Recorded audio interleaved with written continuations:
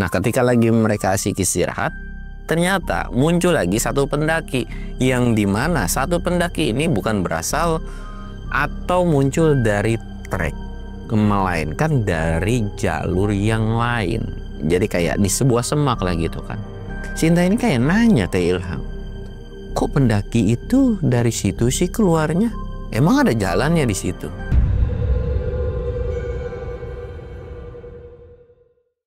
Assalamualaikum warahmatullahi wabarakatuh. Balik lagi di channel Samsul Mister Horror. Dongeng horor gua kali ini gue bakal nyeritain tentang Ilham dan Sinta nih. Buat kalian yang penasaran dengan ceritanya, kalian wajib tonton video ini sampai habis. Dan jangan lupa like, comment, subscribe, dan share video gua ke banyak orang. Dan jangan lupa juga nyalain lonceng notifikasinya biar kalian gak ketinggalan video terbaru tentang gua. Dan buat kalian yang mau ikutan open trip, kalian bisa kunjungi di Instagram gua di bawah sini. Dan buat kalian yang mau lihat video vlog gua juga, kalian bisa lihat di bawah sini. Dan gak usah banyak basa-basi lagi, kita mulai ke segmen donor. Dongeng horor dimulai.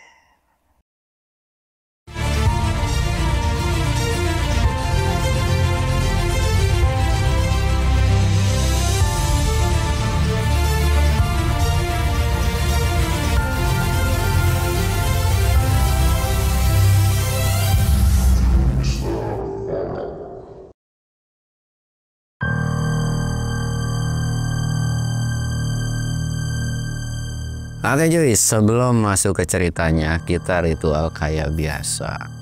Kita sebat but.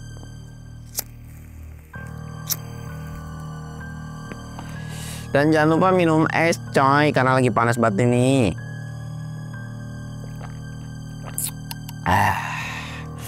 Sebelum masuk ke ceritanya, gue mau ngasih tahu dulu. Jadi kemarin itu ada yang gua nggak tahu ya, cerita Ilham ini udah mulai menipis loh cuy, udah tinggal dikit lagi lah, udah mau hatam, udah mau tamat juga. Dan sekarang lagi ngulik tentang ceritanya si Ilham sama pacarnya gitu kan. Dan ya intinya udah nggak banyak lagi Jaya dan kawan-kawan nih ya. Kemungkinan semoga, ya bukan semoga sih, maksudnya kayak mungkin di akhir tahun atau di bulan Januari ceritanya Jaya ini udah bakalan habis nih cuy.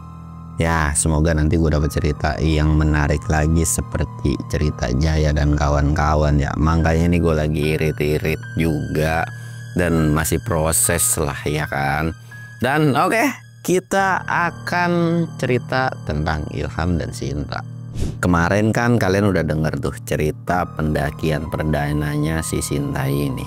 Ya, walaupun di awal-awal sudah dapat sebuah kejadian horor, tapi justru karena ketika naik itu dia dapat view yang bagus, jadi akhirnya dia tuh kayak menikmati banget dan kayak wah gue kecanduan nih sama gunung gitu. Dan Sinta ini memutuskan untuk pengen naik lagi, dan Sinta juga bilang ke Ilham bahwa dia tuh pengen naik lagi gitu kan. Nah di sini Ilham kayak ngerasa agak sedikit kurang nyaman kalau harus naik berdua doang. Tapi di sisi lain juga dia juga nggak bisa ngatur jadwal teman-temannya yang sekarang, yang dimana mereka juga udah punya kesibukan yang lain. Tapi Ilham ini tetap izin atau bilang ke teman-teman yang lain, kalian bisa ikut nggak? Dan teman-temannya Jaya dan yang lain-lainnya pun kompak setuju. Sebetulnya bukan karena nggak bisa ikut, tapi mereka juga justru kayak ya udahlah biarin, Ilham ini namanya juga lagi kasmaran gitu kan, biarin aja biar mereka berdua. Ya kalau soal tentang dunia pendakian, Ilham udah bener-bener ya senior lah, apalagi dia tahu tentang hal masalah penanganan ya, mulai dari standar P3K, terus cara jagain orang gimana dan sebagainya. Ya udah bisa dikatakan bisa diandelin banget kalau cuman bawa satu orang doang dan nggak perlu bawa yang lain. Dan Ilham juga banyak temen yang lain sebenarnya yang bisa dimintain tolong buat ngawal doang mah gitu. Ya kayak perkara porter mah bisa sewa lah. Jadi teman-temannya ini sepakat gimana ya kasih kesempatan temennya buat bener-bener pendekatan, apalagi ini udah dapat momennya gitu kan. Nah mereka bertiga ini nggak ikut cuy. Pada saat itu pun Sinta ini bilang kalau dia itu pengen naik ke Gunung Lawu kan. Ya Ilham mau naik gunung mana juga ayo-ayo aja. Tapi Ilham ini ngasih tahu juga ke Sinta bahwa Gunung Lawu ini salah satu gunung yang bisa dibilang lumayan cukup capek dan bikin pegel. Ditanya kan mau jalan mana. Nah Sinta ini bilang kalau dia ini mau lewat Ceto, yang dimana jalur Gunung Lawu via Ceto ini kan selain ada view yang dilihat kayak bangunan-bangunan sejarah gitu kan, ya ada sebuah pembelajaran lah di situ pun. Ya Ilham manggut-manggut aja dan nanya kapan pendakiannya akan dimulai. Ya bebas ngikut aja kalau kata si Sinta, karena waktunya Sinta itu bener-bener banyak banget lah cuy. Bisa dikatakan kapanpun tinggal berangkat aja. Ya kita nggak usah ulik atau nanya siapa Sinta ini atau backgroundnya seperti apa. Yang sudah pasti kayaknya melintir gitu, nggak jauh beda kayak si Ilham. Ya kalau orang-orang yang duitnya banyak ya ketemunya sama orang kaya lagi gitu cuy. Ya jadi mereka tuh nggak yang namanya saling andal-andelin atau ya yang seimbang-seimbang aja gitu, nggak silih andelin masalah ekonomi dan sebagainya gitu kan. Nah setelah mereka udah memikirkan kapan mau naik, Ilham juga pesan sama Sinta sebelum pendakian ya ada baiknya dia itu melakukan pemanasan atau jogging dan sebagainya. Ya benar-benar ditatar banget lah si Sinta ini. Ya disuruh jogging juga harus ditambahin sama si Ilham. Ya Ilham tanpa ada rasa tolakan pun, karena memang Ilham ini juga suka sama Sinta dan emang sebenarnya udah saling sama-sama suka gitu kan. Ya udah nggak apa-apa gitu. Dan benar-benar Ilham juga nggak terlalu fokus dengan kerjaannya. Sebenarnya Ilham juga punya kerjaan yang dimana ya enggak kayak kita nih Jo, yang dimana seminggu kerja terus, enggak, dia menyantai ya gitu kan, yang penting duit dapet. Singkat cerita setelah melakukan persiapan banyak akhirnya mereka berangkat tuh. Nah mereka berangkat ini enggak menggunakan mobil pribadi melainkan ya keretaan lah, keretaan. Di situ pun mereka udah mengatur transportasi dan sebagainya. Singkat cerita mereka sampailah di base camp Gunung Lawu via Ceto.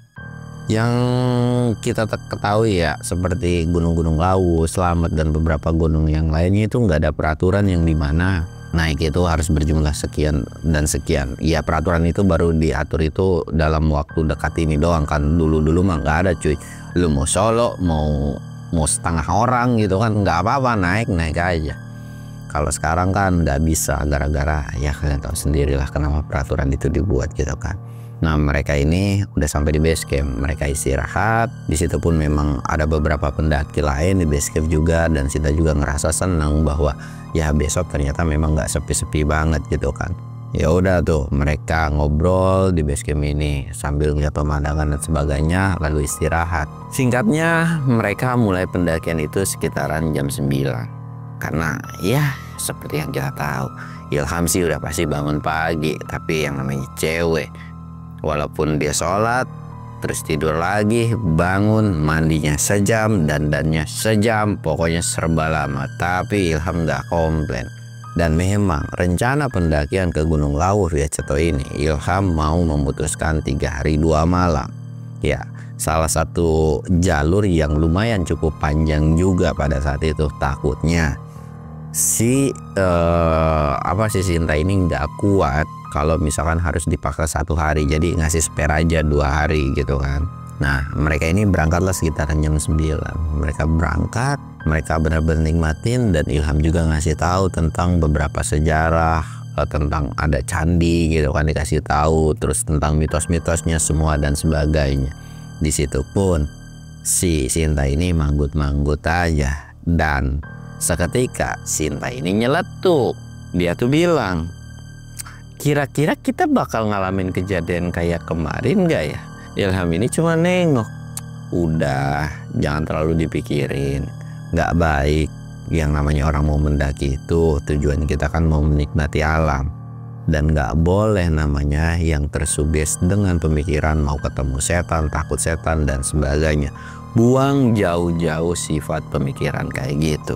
Ya selama kita ibadahnya kuat, iman kita kuat, harusnya sosok apapun yang mau ganggu kita itu nggak akan berani ngedekat. Sinta pun manggut lagi. Akhirnya mereka meneruskan perjalanan lagi dengan ngobrol panjang lebar kesana kemari.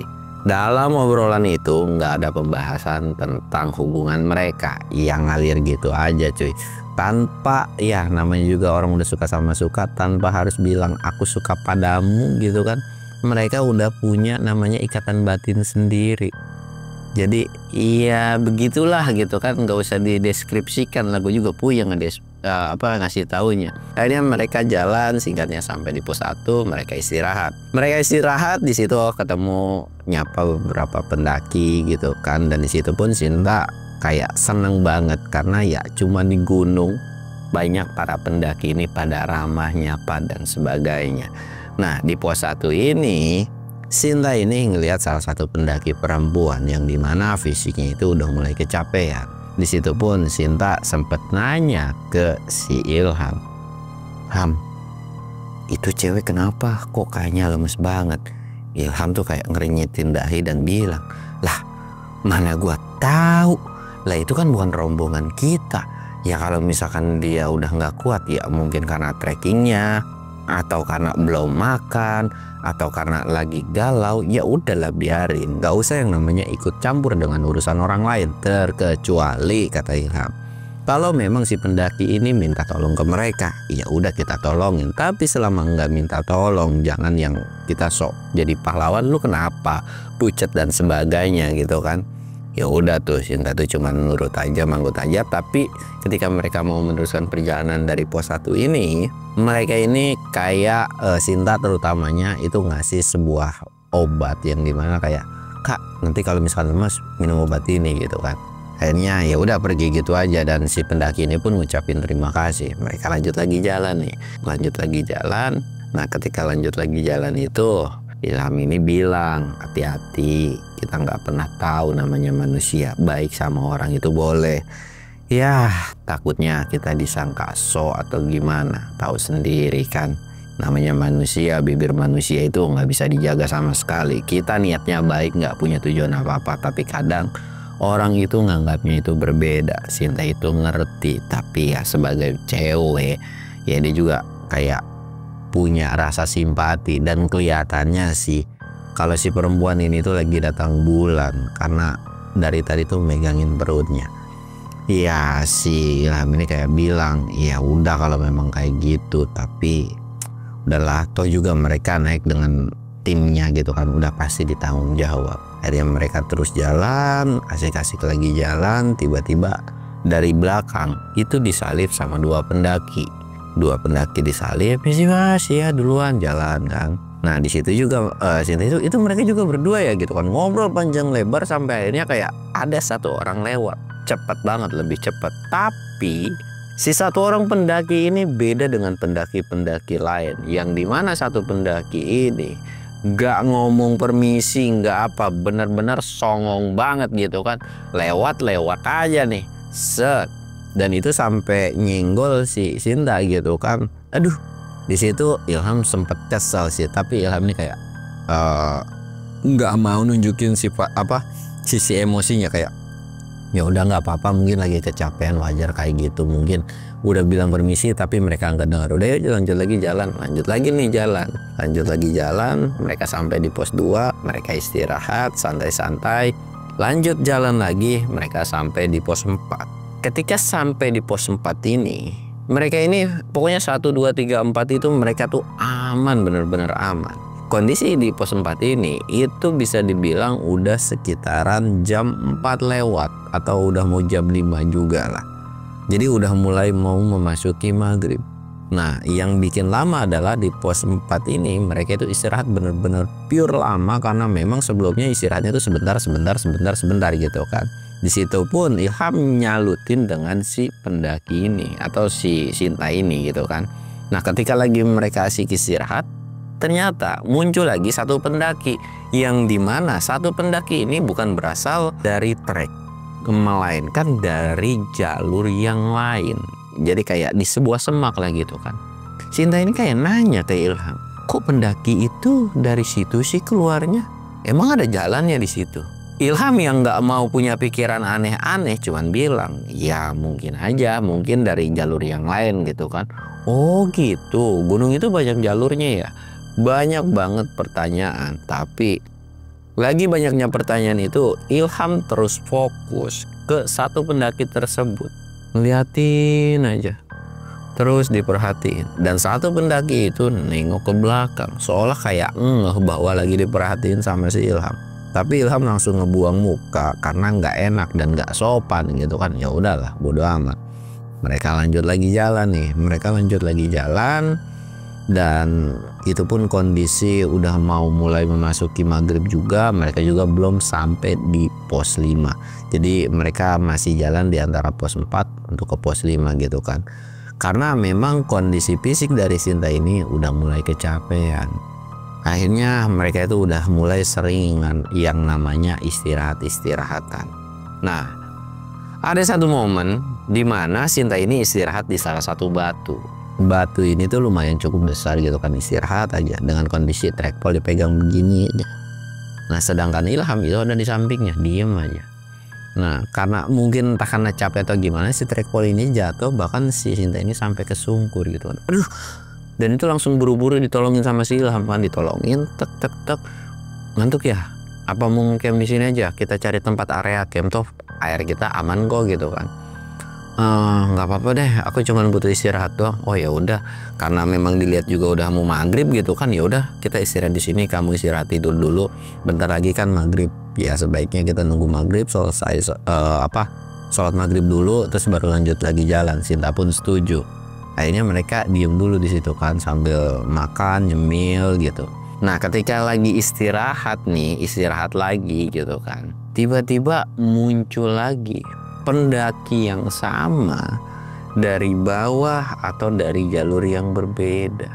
Di situ pun kayak ngelewatin mereka berdua, tapi kali ini beneran dihadang sama si Ilham. Habis dari mana, Mas? Di situ pun pendaki ini cuma nengok, tapi nggak ngomong sepatah kata pun. Dan Ilham ini benar-benar kayak nggak senang dengan kelakuan pendaki tersebut. Seolah Ilham tuh kayak tahu dengan apa yang sudah dilakukan sama si pendaki ini. Sampai ditanya, saya kan nanya Mas, tolong jawab dong gitu kan. Pendaki itu cuma nengok dan bilang, bukan urusan kamu. Tolong kasih saya jalan. Pendaki itu langsung loyong lagi. Ilham pun kayak, aduh nih pendaki ya, ntar giliran udah tahu akibatnya baru tahu gitu kan. Dan situ pun masa bodoh lah. Tapi Sinta ini nanya, emang ada apa sih? Enggak, aku nggak apa-apa, kesel aja karena nggak sopan. Ilham tuh bilang kayak gitu. Nah, setelah istirahat, sholat maghrib juga, akhirnya mereka meneruskan perjalanan. Di sini ritmenya udah benar-benar pelan. Nah, ketika ritmenya udah benar-benar pelan, Ilham ini ketika di trek ini kan udah mulai gelap. Mereka udah yang namanya pakai headlamp. Ilham melihat bahwa di depan kok kayak ada yang jalan. Nah, ada yang jalan ini benar-benar beda, seperti ya bukan pendaki. Dan makin lama diperhatiin, Ilham pun sadar bahwa yang ada di depan itu bukanlah seorang pendaki. Di situ pun si Ilham ini bilang, Sinta bentar dong istirahat, aku capek nih. Istirahatlah dia, istirahat. Dan Ilham pun istirahat di sebelahnya, naruh carrier-nya. Bentar ya, aku pipis dulu. Ya udah iya, tapi jangan lama-lama, jangan jauh-jauh, aku takut, dia bilang gitu kan. Iya kagak, udah slow aja, dia bilang. Taruh tasnya. Tapi bukannya pipis, justru malah cuman jalan ke depan. Dia tuh cuman merhatiin kiri dan kanan. Dan kayak seolah udah ngeliat sesuatu, dia tuh jalan dan ngambil tanah entah batu, diambil dilemparin. Tek. Lalu balik lagi. Udah yuk lanjut lagi jalan. Lah katanya mau pipis. Enggak jadi. Tempatnya nggak enak. Udah nanti aja yuk jalan lagi. Jalan lagi lah. Di situ Sinta kayak ngerasa heran, tadi kamu ngelempar apaan, buat apa gitu kan? Nggak apa-apa, udah yuk jalan lagi. Di sini mulailah ketemu tanjakan yang lumayan cukup curam. Di situ pun jalan pelan, selangkah berhenti, selangkah berhenti, selangkah berhenti. Ilham pun udah ngerasa kasihan sampai akhirnya kayak, udah sini tas kamu aku yang bawa. Akhirnya dibawa nih sama si Ilham gitu kan. Ya Sinta juga nggak, pertama menolak, cuman ya udah mau gimana, badan dia udah capek banget pada saat itu. Akhirnya tasnya dipakai sama Ilham gitu kan, di double. Sinta ini terus jalan. Nah ketika jalan ini muncul lagi coy satu pendaki yang nggak jelas itu. Tapi kali ini pendaki itu bener-bener dengan kondisi setengah lari. Jadi yang awalnya cuma jalan biasa, tapi ini agak setengah lari. Ketika pendaki ini udah lewat lumayan cukup jauh, Ilham dalam hatinya itu kesel. Ini pendaki benar-benar bikin ulah. Dan Ilham benar-benar dikagetin dengan satu sosok seperti monyet, yang dimana sosok itu tuh ngikutin dan lari juga. Dan di situ Sinta pun ngeliat yang dimana itu apa, Ham? Itu apa, kok monyet besar banget gitu kan, gede banget, itu apaan sih, itu apaan gitu kan. Ilham itu kayak nyuruh soal kayak diem. Tapi ya namanya cewek kepo gitu, dan gitu juga cewek ini polos banget. Nah gara-gara suaranya sosok makhluk ini itu langsung nengok ke si Sinta, yang dimana perwujudan dari makhluk ini taringnya bener-bener panjang banget, seolah udah kayak mau makan mereka aja. Sinta yang lihat perwujudan dari makhluk tersebut bener-bener serem. Sinta langsung tiba-tiba melipir dan ngumpet di balik belakang si Ilham nih, dan bilang, itu bukan manusia ya, itu setan ya, itu demit ya. Ilham itu cuma bisa nenangin Sinta sambil melototin makhluk tersebut, seolah ngasih kode, lu ngapain ngeliatin nih cewek, cabut lu dari sini gitu kan. Dalam artinya Ilham cuman bener-bener dipelototin doang. Dan makhluk itu yang awalnya ngejar itu pendaki kagak jelas nih, makhluk itu perlahan kayak mau ngedeketin mereka berdua. Sinta yang sadar bahwa makhluk itu mau ngedeketin mereka berdua, bener-bener megang baju si Ilham dengan kencangnya dan teriak ketakutan, Ham, aku takut gitu kan, takut, tolong usirin, mukanya serem banget gitu kan. Ilham itu ya bingung gimana gitu, dipegangin terus, tapi Ilham itu cuman diem sambil baca doa terus zikir sambil ngotot mandangin makhluk tersebut. Dan makhluk tersebut seolah nggak bisa deketin Ilham dan pergi jauh dari mereka berdua. Udah yuk, makhluk itu udah nggak ada lagi, yuk jalan lagi.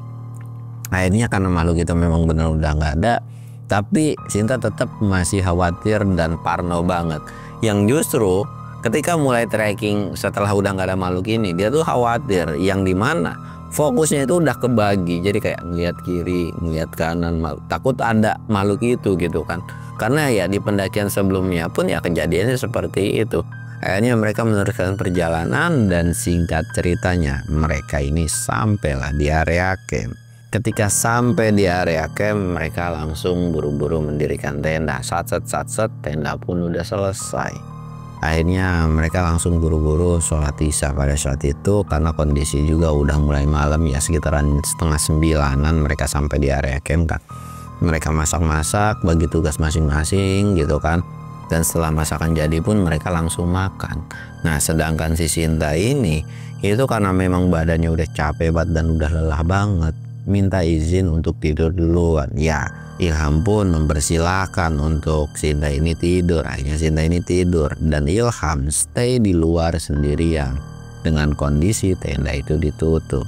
Karena Ilham juga nggak mau terjadi apapun sama si Sinta seperti di pendakian sebelumnya, Ilham pun langsung buru-buru magerin tenda atau area camp mereka ini cuy. Jadi kayak langsung dipagerin cek gitu kan.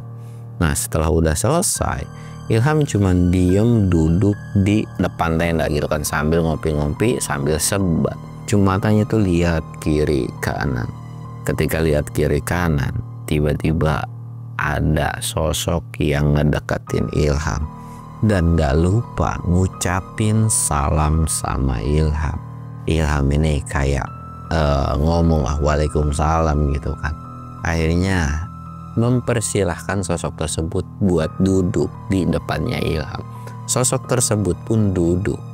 Gua nggak akan kasih tahu perwujudan dari sosok tersebut, yang pada intinya mereka berdua itu ngobrol dan sosok ini itu bilang minta tolong ke Ilham untuk ngambil salah satu barang yang dimana barang itu memang sudah berada di gunung tersebut, tapi barang tersebut malah diambil, dicuri oleh salah satu orang.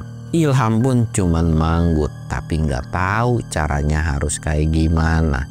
Ya, Ilham ngerasa bingung kan. Tapi sosok tersebut tuh senyum doang, seolah kayak percaya sama Ilham.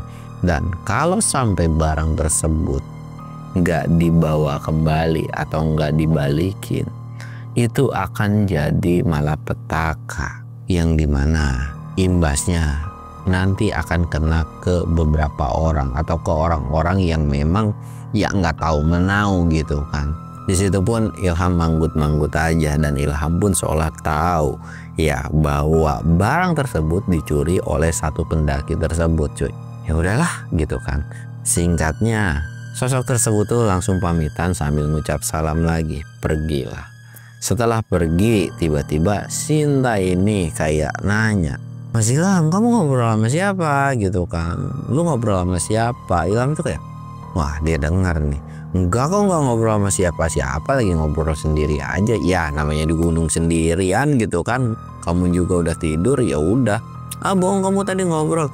Udah, kamu istirahat aja. Tapi kok kenapa tendanya? Jadi Sinta ini bilang bahwa dia ketika mau coba ngeliat siapa yang ada di luar, dia tuh buka sletingnya itu benar-benar nggak bisa, cuy. Jadi kayak seolah kencang banget nih sleting, nggak bisa yang namanya dibuka gitu kan. Jadi susah banget, seolah kayak ada yang ngehalangin buat nggak boleh ngeliat keluar. Nah ketika sosok itu udah pergi pun, tiba-tiba sletingnya dengan sendirinya bisa dibuka. Dan situ pun kayak, tuh kan nggak ada siapa-siapa, ya udah kamu tidur lagi. Akhirnya tidur lagi tuh. Ilham pun memastikan bahwa Sinta ini benar-benar tidur dengan pules pada saat itu. Iya, ketika udah pules juga udah hampir tengah malam kan. Ilham punya tugas lagi, yang dimana dia harus nyari salah satu pendaki ini. Dan semoga Sinta ini nggak ngedengar hal apapun, dan berharap ada satu sosok tersebut atau sosok yang tersebut yang datang itu jagain tempat dia. Dan disitu pun kayak seolah mereka ini udah saling kenal. Jadi kayak ketika Ilham ini cabut dan pergi, Ilham sempat nengok ke tenda. Itu yang dimana ada satu penjaga yang jagain tenda tersebut. Ilham pun cuman senyum dan buru-buru nyari si satu pendaki ini nih, cuy. Akhirnya dia jalan nyari. Nah ternyata memang benar feeling yang ada di Ilham. Satu pendaki ini itu belum tidur. Justru dia pun lagi ngopi di luar, sambil matanya tuh lirik kanan kiri. Ilham yang udah tahu bahwa ini pendaki yang dimaksud, Ilham pun langsung nyamperin dan ngedatengin pendaki tersebut sambil ngucapin salam. Assalamualaikum mas. Pendaki ini cuma nengok dan tanpa bilang atau ngucapin salam. Saya izin duduk di sini, saya mau ngobrol sama mas. Pendaki ini nolak. Ngapain lu kesini? Pergi lu dari sini. Gua nggak mau yang namanya diajak ngobrol sama lu. Tapi Ilham benar-benar maksa, walaupun udah diusir dan ditolak sama pendaki ini. Ilham ini tetap duduk. Cek. Dan Ilham ini bilang, mas, barang yang kamu ambil itu bukanlah barang milik kamu. Jadi tolong buat serahin atau balikin barang tersebut ke tempat semula. Pendaki itu masih nggak bilang. Mungkin dalam hati pendaki itulah ini bocah tahu dari mana. Dan apa benar dimintain barang tersebut itu untuk dikembalikan, bukan untuk buat dia sendiri. Banyak pikiran aneh dan macam-macam sama si pendaki ini tuh. Pendaki ini cuma diam dan merhatiin. Ilham ini bilang juga ke pendaki tersebut, kalau barang tersebut nggak dibalikin, nanti akan terjadi hal-hal yang tidak diinginkan dan itu akan merugikan masnya. Pendaki ini baru bilang lah dan ngomong, ini barang ini yang gua ambil ini tuh udah gua incer dari dari jauh-jauh hari, dan perkara konsekuensinya gua akan terima, dan lu nggak perlu yang namanya ikut campur dengan urusan gua. Di situ pun Ilham ngotot, benar-benar ngotot minta dibalikin, tapi Ilham juga nggak punya yang namanya keberanian buat melakukan tindakan lebih atau tindakan lanjut untuk yang namanya maksa, apalagi ngerebut barang tersebut. Yang ada nanti kesalahpahaman, karena di situ pun ada beberapa pendaki lain atau tenda lain yang dimana takut ngeganggu kenyamanannya. Ilham pun sampai akhirnya bangun dari duduknya, dan Ilham bilang ke pendaki tersebut bahwa jangan salahkan kalau terjadi apapun, karena Ilham sudah memperingati pendaki tersebut. Dan akan gua lanjut lagi di part 2-nya. Gua Samsul undur diri. Assalamualaikum warahmatullahi wabarakatuh.